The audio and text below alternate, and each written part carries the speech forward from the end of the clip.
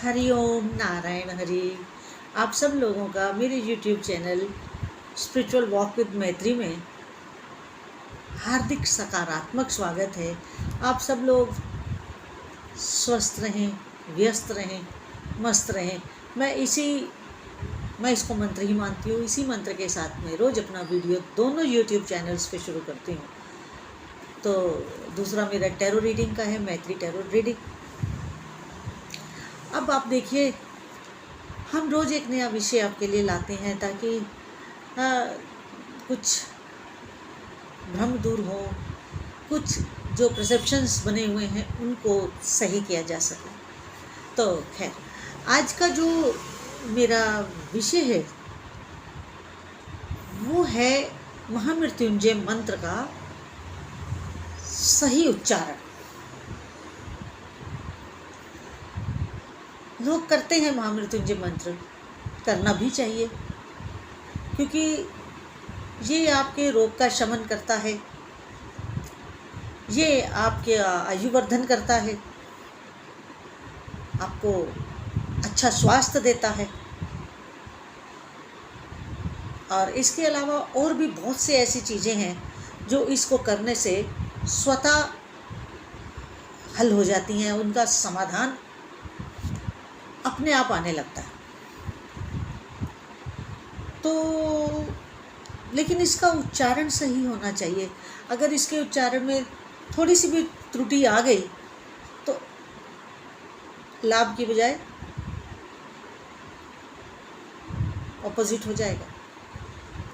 तो इसलिए इसको करने से पहले और इसको करते हुए बड़ी सावधानी के साथ आपको ये सब करना चाहिए।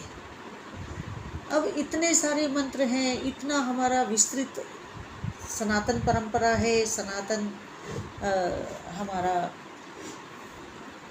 वेदांत है, इतने उपनिषद हैं, इतने मंत्रों की रचना हुई है। लेकिन उसमें से कुछ मंत्र ऐसे हैं जो बहुत ही अधिक प्रभावशाली और अत्यधिक प्रलयंकारी, भयंकर। अगर जैसे महामृत्युंजय मंत्र है, बगलामुखी मंत्र है, गायत्री मंत्र है, और भी इस तरह के बहुत ऐसे मंत्र हैं जो बहुत ही इम्पोर्टेंट हैं और बड़े सावधानी के साथ जिनका प्रयोग किया जाना चाहिए। लेकिन आप लोग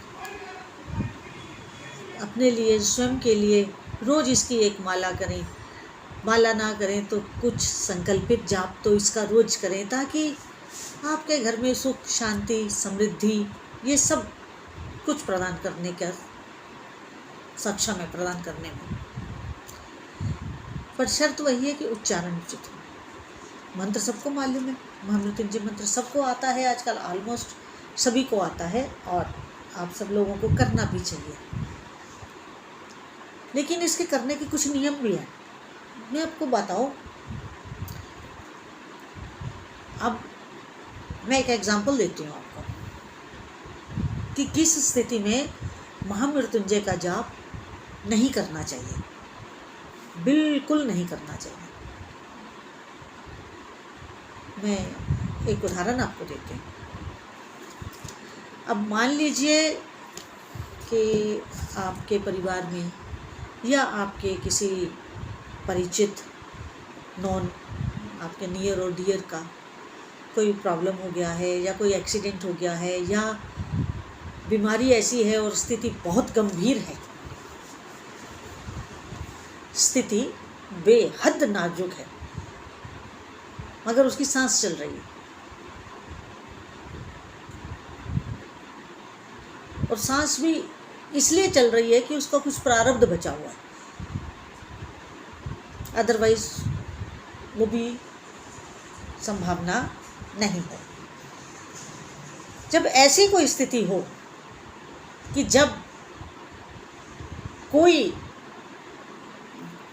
शरीर में हरकत नहीं है लेकिन सिर्फ सांस चल रही है, कहने को वो जिंदा है लेकिन किसी भी समय, उस हालत में आपको महामृत्युंजय नहीं करना चाहिए, क्योंकि वो जो उसकी सांसें चल रही हैं वो केवल उसका प्रारब्ध भोग कट रहा है।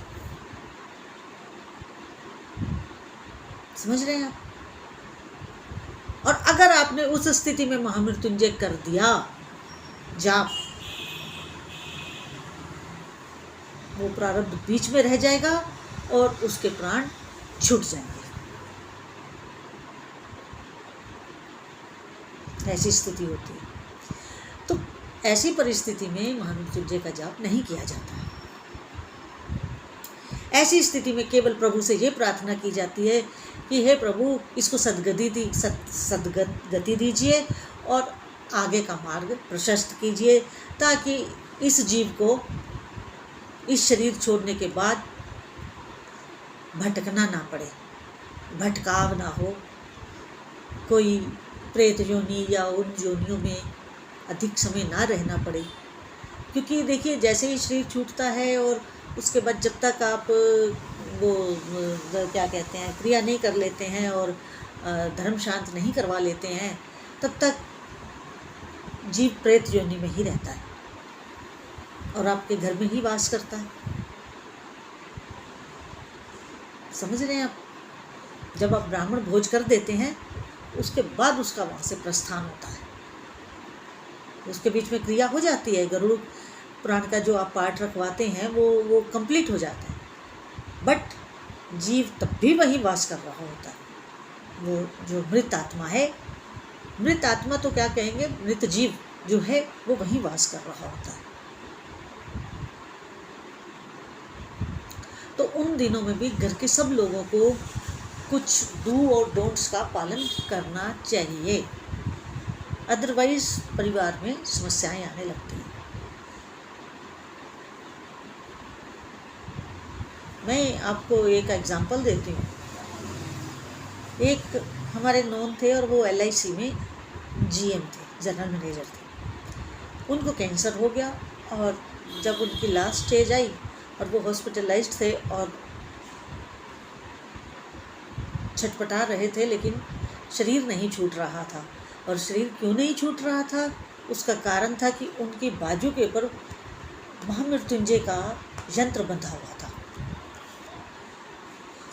उनका प्राण नहीं जा रहा था। वो उस जैसे जैसे ही किसी ने घर के लोगों को कहा कि आप इनकी बाजू से ये जो आपने धागा बांध रखा है इसको निकाल दीजिए, जैसे ही वो धागा खोला और हटाया उनके शरीर से, तुरंत उनका शरीर शांत हो गया।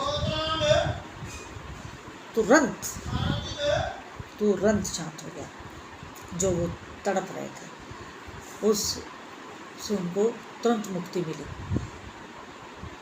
महामृत्युंजय मंत्र का आपको प्रभाव बता रहे हैं। तो जब हम महामृत्युंजय मंत्र का उच्चारण सही नहीं करेंगे तो उसके बैड इफेक्ट्स हमारे ऊपर आएंगे। तो इसलिए इस मंत्र का जाप बहुत संभल के करना चाहिए। मैं आपको बताती हूँ कि गलती कहाँ करते हैं सब लोग। तो देखिए, महामृत्युंजय मंत्र जैसे ओम त्र्यंबकम यजामहे सुगंधिम पुष्टिवर्धनम उर्वारुकमेन बंधनान मृत्यु मोक्ष्ये माँ अमृतात्।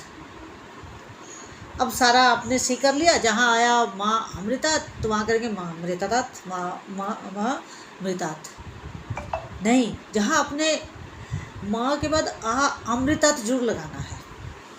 आ का उच्चारण होना चाहिए, नहीं तो अ का उच्चारण अगर आपने माँ अमृतात् नहीं किया, माँ अमृतात् कर दिया तो इसका अर्थ का अनर्थ हो जाएगा।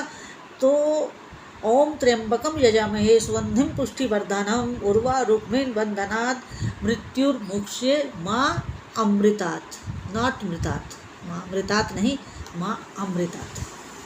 तो उस अ के उच्चारण को क्लियरली बोलना पड़ेगा, नहीं तो ये जाप निष्फल हो जाएगा। निष्फल तो होगा ही, साथ में और कई तरह की प्रॉब्लम्स भी देगा। संभल के करिएगा इसको।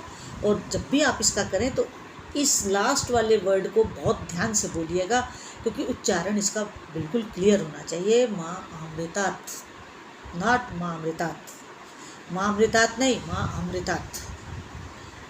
तो मुझे आज यही आपको समझाना था। अगर आपको मेरा ये वीडियो अच्छा लगा हो तो मेरे YouTube channel spiritual walk with मैत्री में आप अधिक से अधिक सब्सक्राइब करें, लाइक करें, शेयर करें, क्योंकि जैसे आज की गलती अगर कोई कर रहा है तो वो अपनी गलती सुधार लेगा। इसी तरह अगर किसी को कोई भ्रम है, किसी को कोई शंका है, तो उसका भी निवारण इन मेरी वीडियोस में होता है। मैं कोशिश करती हूँ कि छोटे छोटे वीडियो दूँ और उससे आप लोगों को काफ़ी लाभ हो। तो आप मेरे इस यूट्यूब चैनल को अधिक से अधिक सब्सक्राइब करिए, लाइक करिए, शेयर करिए। हरिओम नारायण।